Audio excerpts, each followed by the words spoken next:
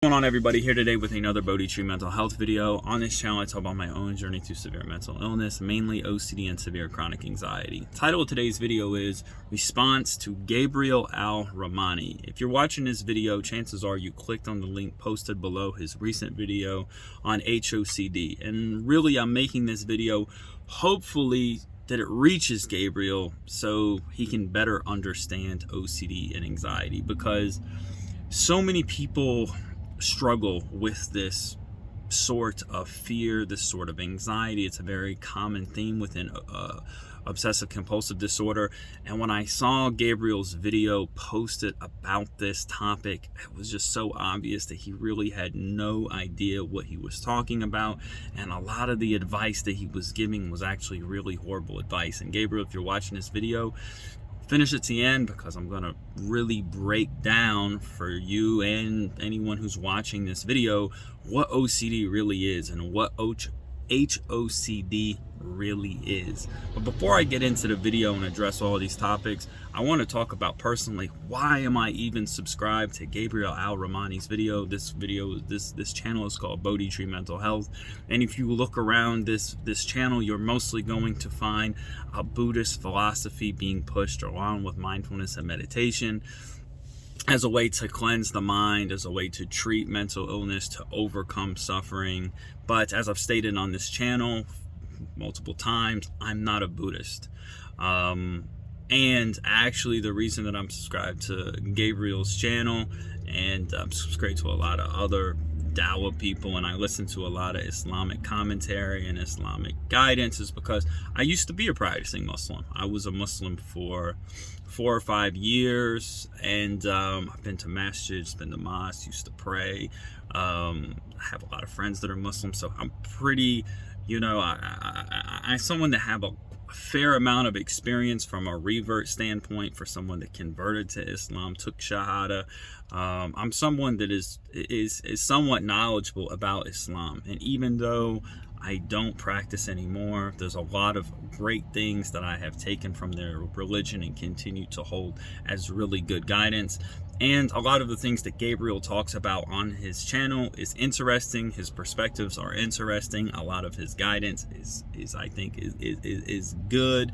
And I think that just like I've applied Buddhism, a lot of Buddhist philosophy and practice to treat my mental health problems, I think Islam has a lot of wisdom and a lot of guidance for one's life, and constructing one's life that gives a positive outcome in a lot of ways. So for those of you all who are watching this randomly, I'm not a Muslim. I'm also not a Buddhist. I'm someone that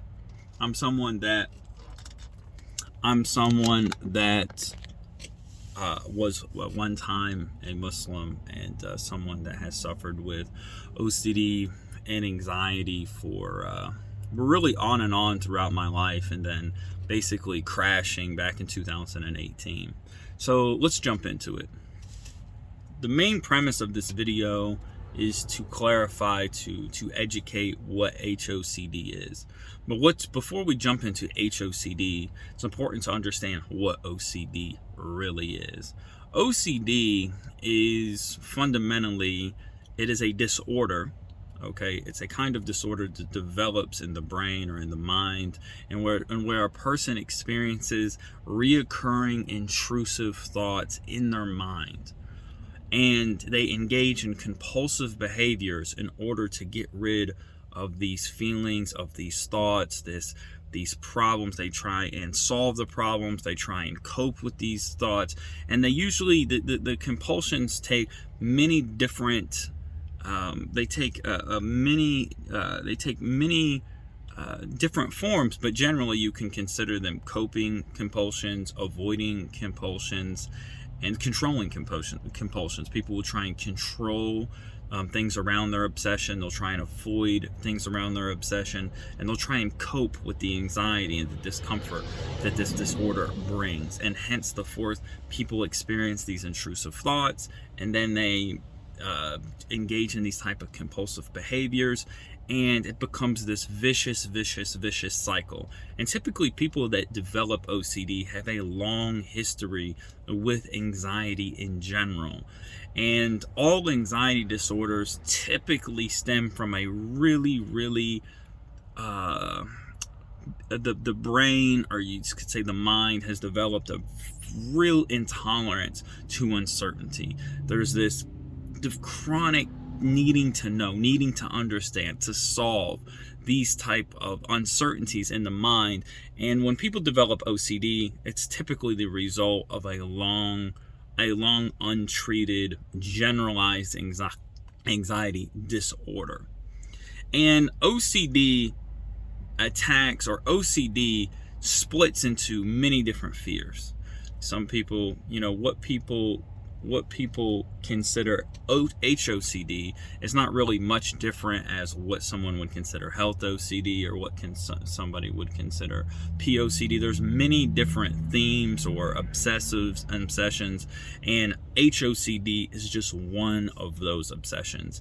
And what HOCD essentially is, and this is to get more deep into the point, into where I really want to share this real understanding with Gabriel and his viewers, is that HOCD essentially, in Gabriel's video, it seems that Gabriel seems confused about what HOCD is. I think he may think that HOCD has to do with someone struggling with their sexuality. And there's a lot of people that struggle with their sexuality, but that's not really what HOCD is. What HOCD is someone who worries about their sexuality. And there's a difference. Someone may be genuinely confused by if they're attracted to men or women or both or others, especially in the modern world where, as Gabriel has pointed out multiple times, we're exposed to so much sexual content. Psychologically and physiologically, we may become confused what we like, what we dislike, these sorts of things. But with someone that has HOCD, they're really just consumed by worry. They're obsessed. Most people that have HOCD, the vast majority of people that have HOCD, are not homosexual whatsoever. They're actually deeply afraid of being homosexual. They're scared out of their minds that they could be homosexual. It's a fear. It's an all-consuming fear of being homosexual. And this is actually very common within the Muslim community, people that struggle with OCD and anxiety in the Muslim community. And it makes sense because in the religion of Islam, there's such a strong emphasis on being a heterosexual male, that when people that suffer with anxiety start to be confronted with these types of intrusive thoughts, they may just start off as intrusive thoughts. They might start to appear in their mind because of this belief system of Islam. They start to try and figure out, hey, they start to ruminate, they start to obsessively think, hey, am I really homosexual? Is this really a possibility? And they try and do whatever they can to prove to their mind that they're not homosexual. They try and get rid of, once again, going back to what I said in this video before, they try and get rid of these thoughts. They try and solve them. They try and push them away. They try and read Quran. They try and pray. They try and fast. They try and do all the things. They try and prove to their disordered mind that they're straight, that they're not suffering, that they're not homosexual. So the big first takeaway here is that people that suffer from HOCD most of the time are not homosexual, and they're not even really struggling with their sexuality. They're actually just worried that, hey, they really just have a deep-seated fear that they could be homosexual. And this fear contradicts, this fear is magnified by the fact that that they're Muslim. And if you are a homosexual Muslim, even if just the fear that you could be homosexual sets up a whole series of catastrophizing around how could I square my religious beliefs of Islam right, of being heterosexual, obviously, homosexuality is haram in Islam. So this fear goes really deep into, gets really, really deep. So most people that are suffering from these type of obsessive thoughts are just trying to get relief, to get rid of this anxiety around this fear of being homosexual because they're Muslim. I mean, really, they're trying to get rid of this fear because they have an obsessive compulsive disorder. But the belief system of Islam is also feeding into this, because they can't, the belief system that if they were Muslim, it's kind of a double-edged sword. This is where Islam, all right, can be a really strong barrier to getting over this fear, because someone with anxiety in general needs to adopt a very accepting attitude in order to get rid of, to work on anxiety in general. They need to become comfortable that things are the way that they are, and that they can't control everything. They have to learn to accept themselves and life and others more unconditionally. And if you have a belief system like Islam that you adhere to, it can be very difficult to grasp how you can square your religious practice with you overcoming your anxiety disorders. You know what I mean? With your anxiety disorder or disorders or so on and so forth. So that's the first main correction that I really want to put out here, is that HOCD has to do with people that are extremely afraid. They're consumed with this fear around homosexuality. It's not that they're struggling with their homosexuality, they're deathly afraid of it. And this gives way to all the advice that Gabriel gave on this video around that Gabriel gave on this video around what one should do. Because this type of advice is very counterintuitive about fasting, about purifying the soul, about praying at night, about crying, about surrounding yourself with good Muslims or whatever. This is all well and good if you want to go deeper into your religious practice as a Muslim. But if you're doing these things to try and rid yourself of the fear of being homosexual, you wake up and you're obsessed with, gosh, what if I'm a homosexual? What if? And catastrophizing all day. And then you are, in order to deal with this fear, to deal with this obsession, you're going and doing all of these religious practices. All right? These practices become compulsive because it starts to feed into the cycle of ridding yourself of this anxiety. You know what I'm saying? You're having to ridding yourself of the anxiety. Oh, I might be homosexual. The best way to treat that is to do all of these things. It's okay to pray, to fast, to go to masjid, to do all of these things. But if you're doing these things to rid yourself of anxiety, once again, you're just playing into the anxiety disorder, hence making it worse, digging yourself further down in this pit of despair. And those are the two main things that I wanted to really say in this video. Now, one may ask, well, how does one truly start to overcome HOCD, anxiety, and OCD in general? And I talk a lot about this in this channel from a Buddhist perspective, from a Buddhist philosophical perspective. But if I was to speak to someone who was a practicing Muslim and of course wanted to continue on being a Muslim, I would say that, simply put, we have to put things in God's hands.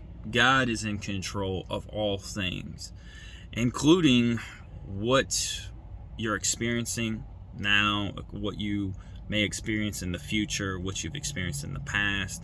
And much like in the Buddhist philosophy, where you start to accept that life is a kind of suffering and discontent that we need to become comfortable with in order to find ease and peace.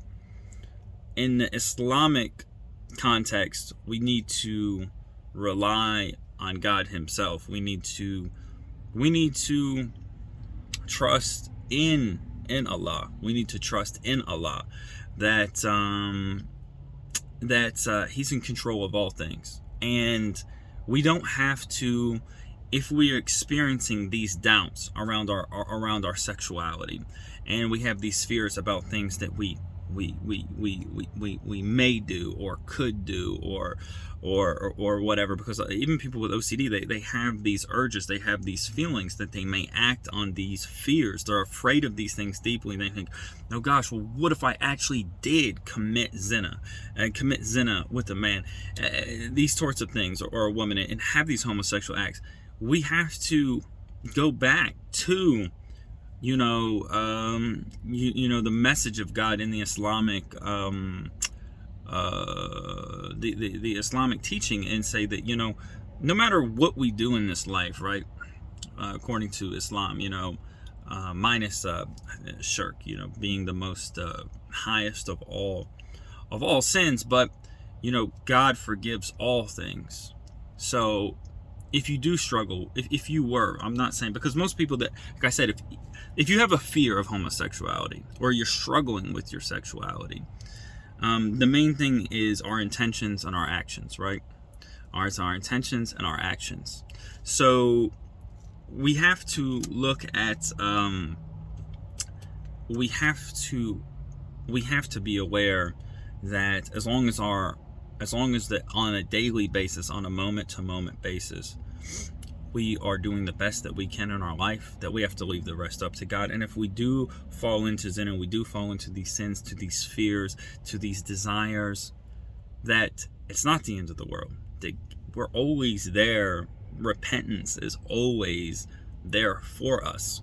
It's always available to us. All right? As long as we repent to God before the day of judgment. I'm not over here advocating that one should go on a haram spree with the intentions of just asking God for forgiveness. No, we're talking about accepting the reality that we're flawed human beings. God is most compassionate, most merciful, and that we have to take this type of attitude. The more we become aware of God's forgiveness, the more we become aware of repentance, the more that we become aware of God being in control of all things, the more that we become aware of life being a test, and that some of us will struggle with our sexuality. Whether you're struggling with your sexuality, or the real test for people with HOCD is struggling with your mental health, becoming aware that this life is a test, and that all of this suffering, this is just a part of life. All right. But in the end, you know what I mean? This life is temporary. And so, we have to just develop this more accepting attitude. Just giving up more and more control. The more time that we can spend doing the things that we care about, and accepting that we feel this way, that we have these thoughts, without trying to push them away or get rid of them or create certainty around them, then the more then we can start to chip away at this disorder. I wanted to say a few more things in this video.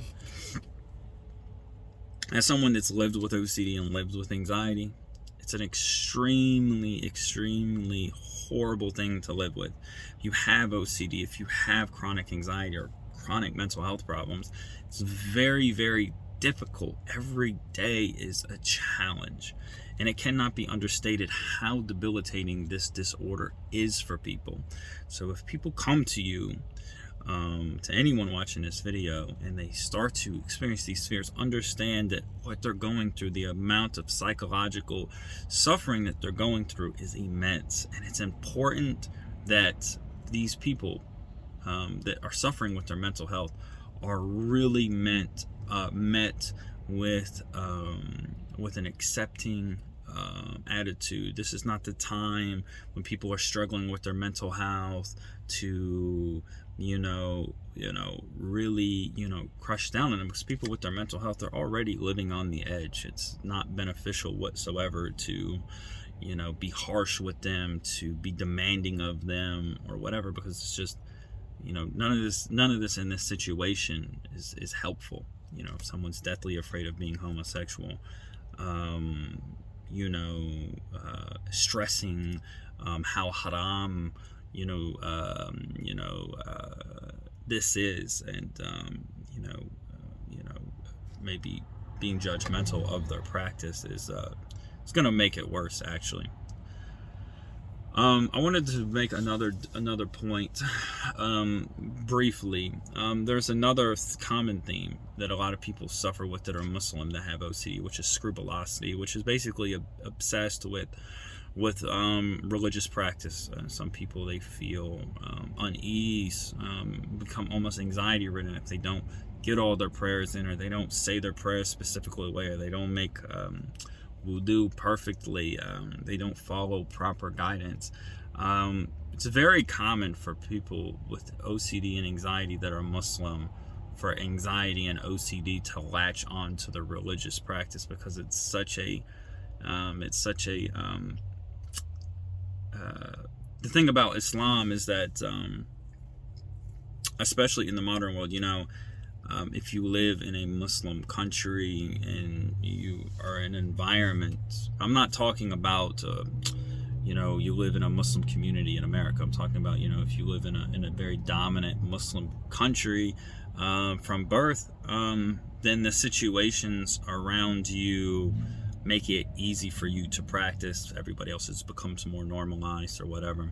But whenever you live in a society like America or in Europe, or you don't live in a strong Muslim community and you have all these influences, you're constantly going to be tested. I mean, you're being tested every day. All the haram, all the things or whatever, testing you every day. And it's very easy. And when I was Muslim, I really found this, and it really affected me. It's very easy to become judgmental and hard on yourself, and you think that, well, you just need to be better, and just be a better Muslim, and you're falling short. And this type of attitude, it leads people into darker and darker places. And there's a huge mental health problem in the general population in the Western world, for sure. I meet people all the time as someone that struggled with mental illness for a long time, someone that feels I understand it better than most people. I meet people all the time in the Western world who are suffering from, I would say the majority of people are suffering from some sort of mental health problem, addiction problem, just dysfunctional problem. They're just messed up in their minds, They don't have this type of ease and compassion and sensibility and wisdom that comes from being mentally healthy, from being calm to being equanimous, things that we strive for when we're practicing mindfulness and meditation. And in the Muslim community, this is also very prevalent. I've met so many Muslim brothers, especially when I was more active in the Muslim community and I was struggling with this, that I could tell they were also deeply unhappy, deeply anxious, deeply sad. You know what I'm saying? They may be able to hide it from other people, but being someone that experiences it myself, someone that knows what to look for, that sees things more clearly in this way, the Muslim community itself is one in which people are really struggling with a lot of problems. And I think that the Muslim, I'm not, like I said, I'm not a practicing Muslim, but how the modern world, whether you're Muslim or not, is going to move forward on addressing these mental health problems, anxiety, depression, substance abuse, all of these things, is going to be hard. So anyways, if you watched this video, I hope this video clarified a few things. Gabriel, if you're watching this video, I hope that this video, I hope that you gain something from this video. This video is just meant with all sincerity. I'm not somebody out here doing refutations. I'm not somebody that's trying to get into arguments with people. I'm not trying to do anything of that. The only point of this video is, I know that Gabriel has a substantial following on YouTube. And this is a topic that's dear to my heart, and it's something that affects a lot of people, and it's something there's misinformation, misguidance in this mental health topic. In this mental health topic reaps dire consequences in the short term and even in the long term. As Gabriel said, these type of mental health problems lead people to suicide. A lot of times people they think that the main cause of suicide is depression. Well, depression usually runs hand in hand with severe anxiety. And if you truly believe that you are a homosexual and you have this belief that you're just going to hell and that you're just no good and that Shaitan has consumed you, you might just decide to end it. You might not see any hope, no light at the end of the tunnel. So we need to be very careful, once again, how we address these things. I hope this video finds you well. To all the Muslims out there, just anybody watching this video, I hope this video finds you well. Peace and love, y'all.